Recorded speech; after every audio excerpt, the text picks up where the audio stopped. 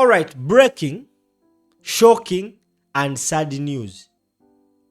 Gwandaba, njagala otambuze video eno. Kuno kulabula. Buli munnayuganda yenna alina omulwadde ali mu ddwaliro lya gavumenti. Gano nkuwagaabuwa. W'obanga olinamu kasente, genda oggyeyo omuntu wo, omutwale mu ddwaliro lya private. W'obanga tolinamu kasente, fukamira ku mavivi osaba ennyo because abannayuganda bagenda tandika okunkumuka omu ku omu. Bampita Kali Lugambo Promax Simple MC. W'obanga olaba video eno nga wakagigwako nkwegayiridde gitambuze because kagenda kuba kawanvu naye ngenda kusaba okawo obudde. Ngenda kusaba okatambuze kuba kagenda kutaasa obulamu bw'abannayuganda singa obanga okawulidde. Okategedde? Nga sinagenda maaso, ntumiddwa bategeeza bannayuganda bawangalya mu Seattle ndi His Excellency Robert Kyagulanyi Ssentamu Bobi Wine Kaguje Kawaje Pulezidenti w'eggwanga Uganda agenda beera awo mu Seattle ennaku z'omwezi nga 13. Mutegeezebwa okubaawo mu bungi okwaniriza omukulembeze. Mukadde wange Kyajjana Mukoka ngambe Simple akalango kakube abatannaba kumanya beeteeketeeke ye mukadde wange yeeteeseteese dda ne suuti yagitumizza okuva e Kampala gy'agenda okwambala okwaniriza omukulembeze.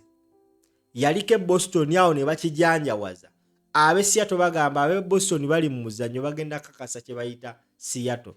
Bannaaye tubeereyo. Kati njagala ovuga video. Olunaku olw'ejjo olupapula olumanyikibwa nga The New Vision. Lwaki nkugambye gw'alina omulwadde mu ddwaliro lya gavumenti jjayo omulwaddewo? Yina ensonga. Olupapula New Vision lwawanise ne lugamba nti government ends medical internship allowances. Olulabye omutwe guno ne ngamba my goodness. Omunaku abadde talina ssente zigenda mu private hospital. Omulwadde we tagenda kuddamu fiibwako, agenda kufa. Kyannaku nnyo. Kitalo nnyo. Mu kaseera ng'eggwanga Uganda lirina ekirwadde kya Ebola, abasajja n'abakazi baatudde mu bye balowoozezzaako kyakusala scrapping off medical internship allowances. Ekisinga okwewuunyisa bassebo ne bannyabo nga sinnakubuulira lwaki abaana bano beetaaga medical allowances ezo, njagala ate nkunnyonnyole kano. Ekisinga okwewuunyisa bajeti ya medical allowances eri 24 billions every year. Abaana ze beetaaga oba facilitatinga. Kino kibadde mu mateeka baakiteekawo nti buli mwaka mu bajeti gye bayisa under Ministry ya Health bakwata million 24 za ku facilitatinga medical interns. Medical bani who is a medical intern? A medical intern ye mwana amaze okusoma ku university obusawo. Womala okusoma bwoti buli kimu bakikusomeseza kiweddeyo. Oba olina osindikibwa mu ddwaliro otandika practicing ebyo by'obadde osoma practically. Mu bufunze wali obeera dokita omujjuvu naye just olina okgenda okukola practical basobole okubanga bakufuula a well certified doctor. Kati abaana bano gavumenti yali yakizuula nti beetaaga okubeera engeri gye bali nti babeera basawo already nga bamaze we bagenda okukola intern eno bajja kwetaagayo ka allowance kaneeno. Ensonga lwaki badesignatinga 24 billions.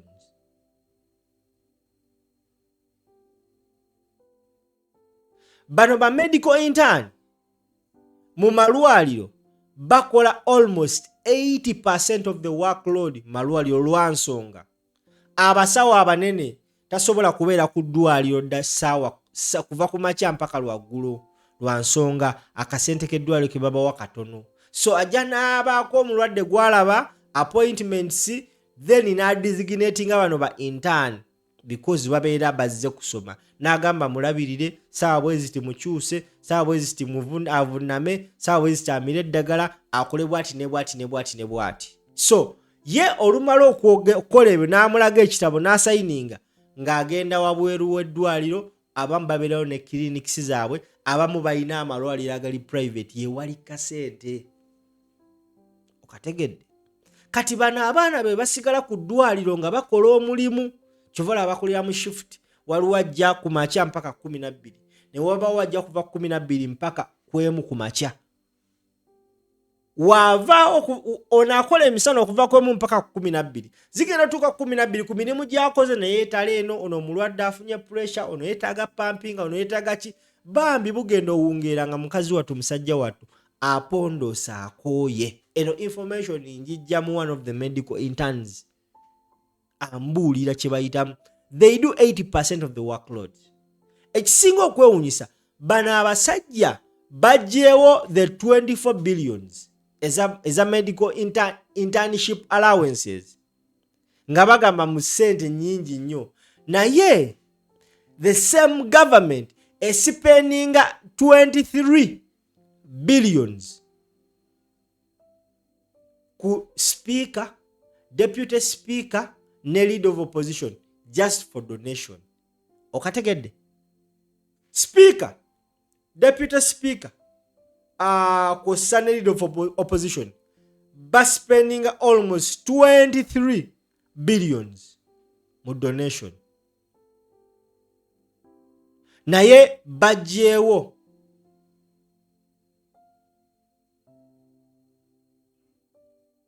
allowances aba medical intern.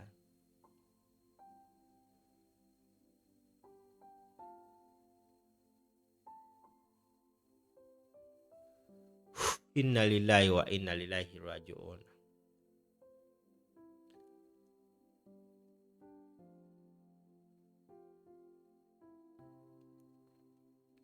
Now, ekisinga okwewunyisa n'okwennyamiza, abakulu baneeno basazeewo okuscrappinga off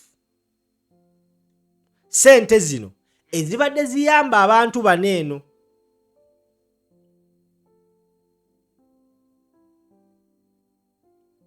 Naye nga abantu bano be bamu bakutegeeza nti speaker wa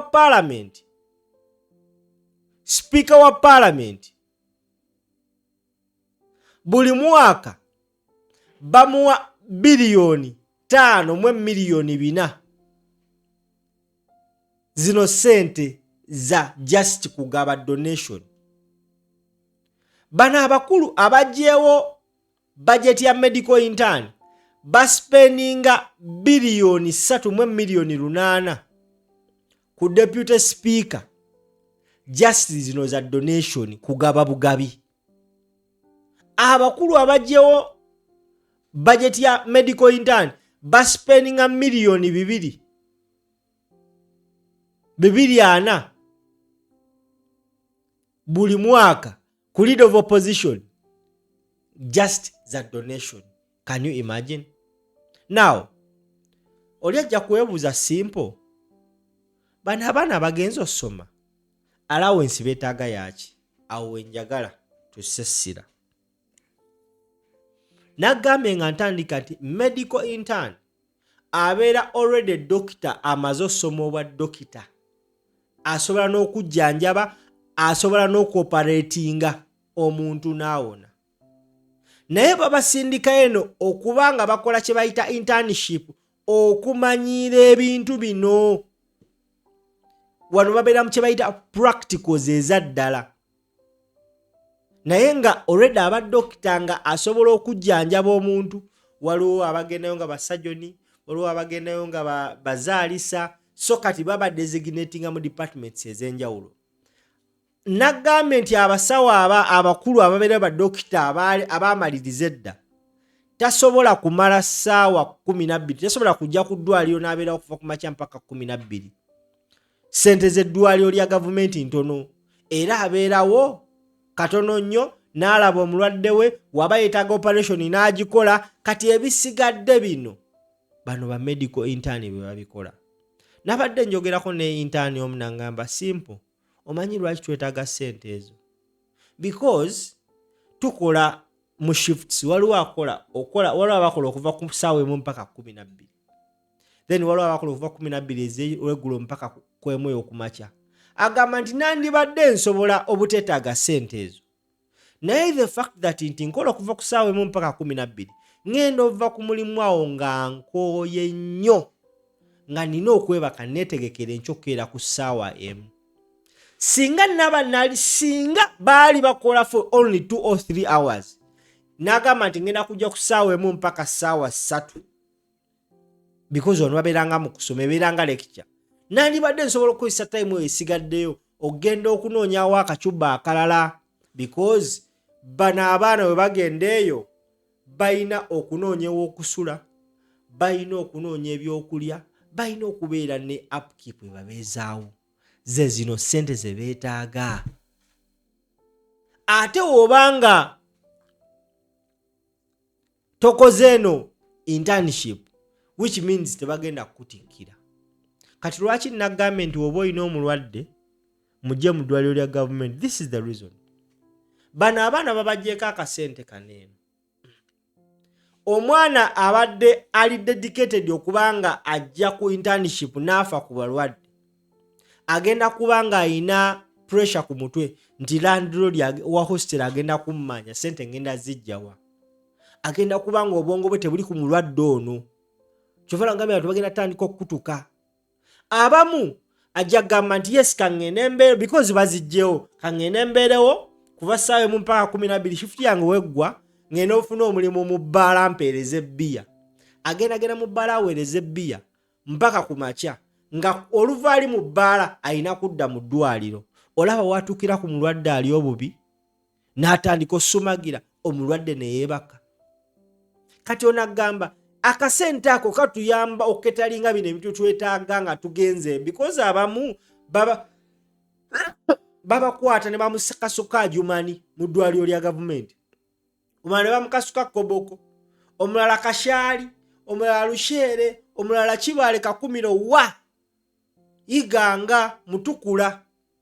Naye sente zino zibadde babawa gavumenti nga ziyisibwa ne mu budget, zibadde zibayambako ku ebyo ebintu, nti abagenda sasula wagenda osula, abagenda sasula ebyokulya, abagenda kube n'ebyetaaga ebirala.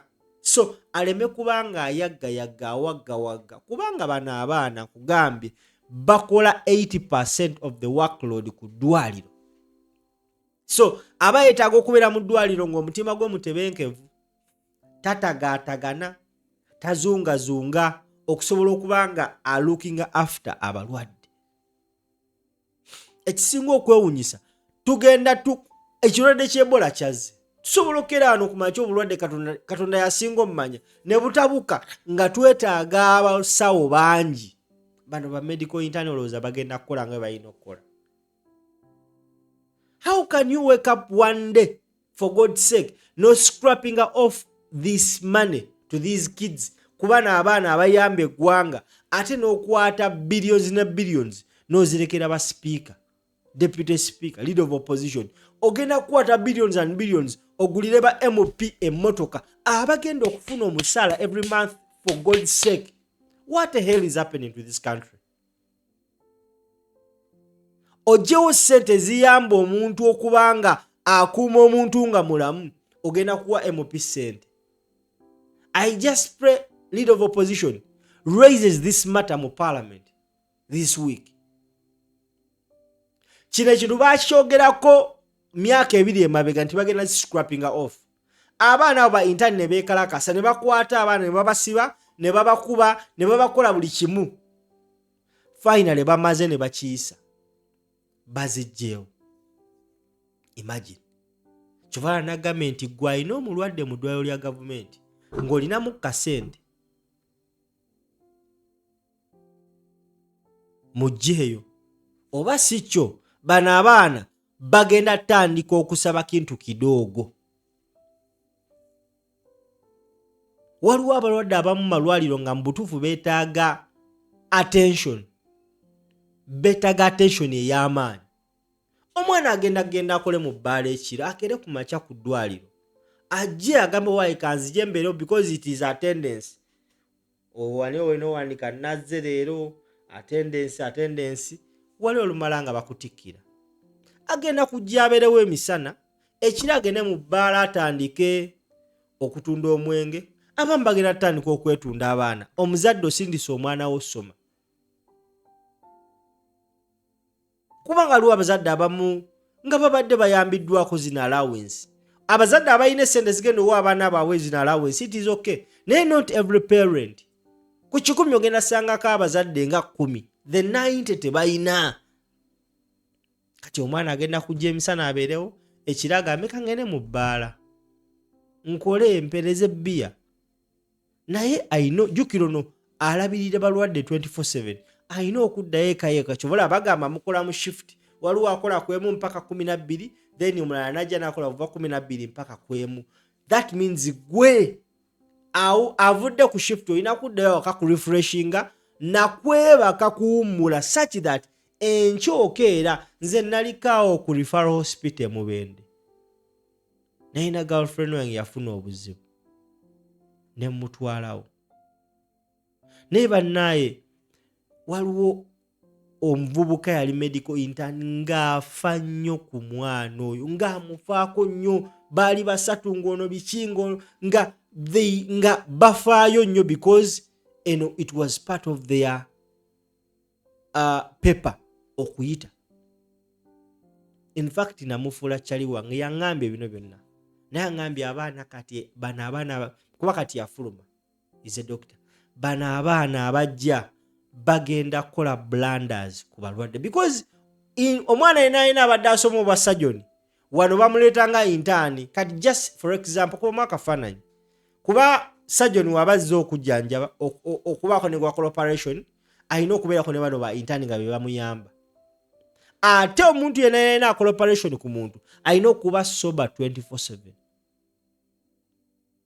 waliwo ne ba surgeon abamu bateekako ne ka music kamu concentrate ekibeera mweyo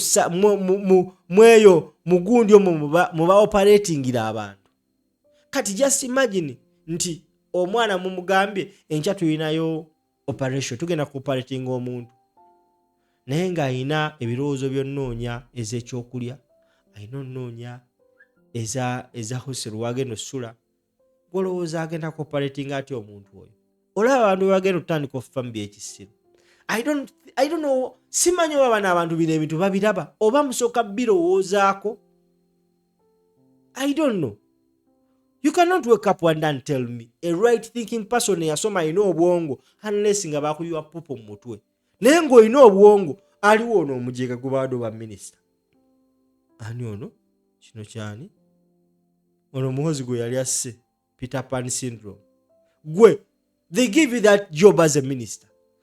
Imagine you were once a medical intern and you got this allowance and you sit in a meeting and you decide mujewo sente zino ng'omanyi kye ziyamba mutandise otuleetera obuusabuusa gye mwasoma bali omunsi olabika kituufu oli nansi nga Kabanda bwe yagamba you cannot tell us nga wakamala okulondebwa nga minister wa health mu by'osoose okukola ogyewo medical internship allowance like seriously nga nawe okimanyiza akuyamba omanyi kyezisobola oyamba oh Lord have mercy mugenda tuttira abantu baffe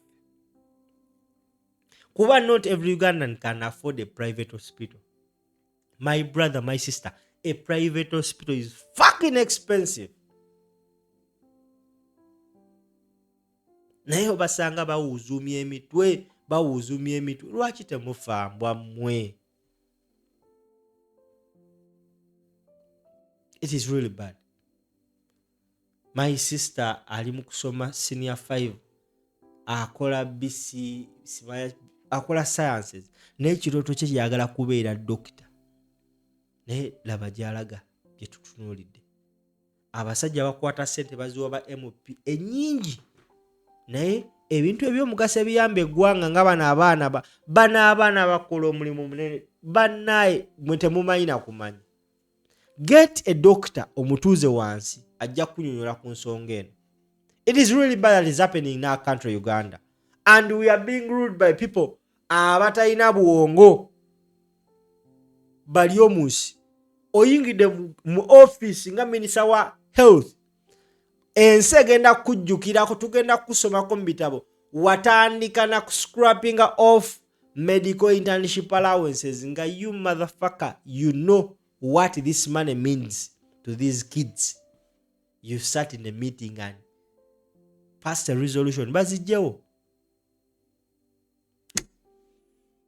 Akategedde bannaye gitambuze. Abantu b'omu Seattle omukulembeze alina mmwe nga 13. Mukama Katonda abankumira takumira.